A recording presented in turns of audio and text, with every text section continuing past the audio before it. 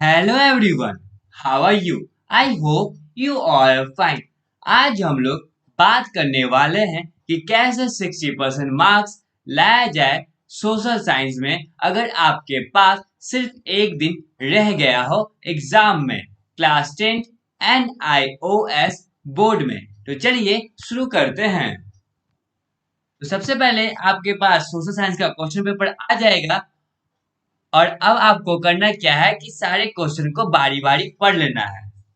पढ़ने के बाद जितने भी छोटे छोटे क्वेश्चन है उससे पहले आप सॉल्व कर लेना। उसके बाद जो भी क्वेश्चन आता हो उसे आप पहले सॉल्व कर लेना। अब आपको करना क्या है कि सारे क्वेश्चन को लिखते हुए आंसर करना है। अब ऐसा इसलिए हम बोल रहे हैं क्योंकि हम आपको एक ट्रिक बताने वाले हैं जिससे आपका बहुत बड़ा फायदा होगा। करना क्या है कि जिस भी कैटेगरी यानी हिस्ट्री, सिविक्स या ज्योग्राफी, इन तीनों कैटेगरी में से जो भी क्वेश्चन नहीं आता है उस क्वेश्चन को आप हटा दीजिए और अपने तरफ से वहां पे क्वेश्चन ऐड कीजिए।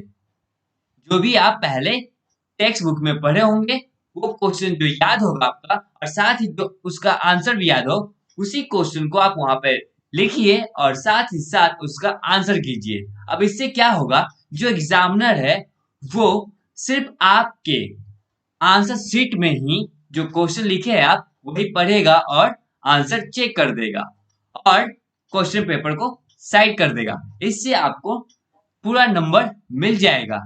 और ये जो ट्रिक है वो हम अप्लाई कर चुके हैं अपने एग्जाम में। तो हम भी इसी तरह से एग्जाम में मार्क्स गेन किए थे। तो सोचिए कि आप लोगों के साथ भी ये ट्रिक शेयर कर दे। और साथ ही इसमें एक टीएमए होता है, उसे आप अच्छे से सॉल्व कीजिए। टीएमए मतलब ट्यूटर मार्क असाइनमेंट, ये भी 20% मार्क्स का होता है। आप इसे सॉल्व कीजिए और ये भी इसके साथ ऐड होगा और आपको 60 तो क्या 60 प्लस मार्क्स आप गेन कर सकते हैं।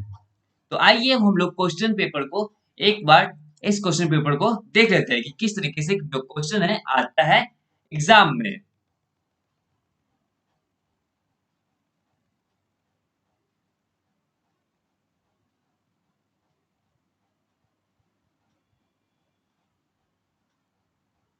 That's all.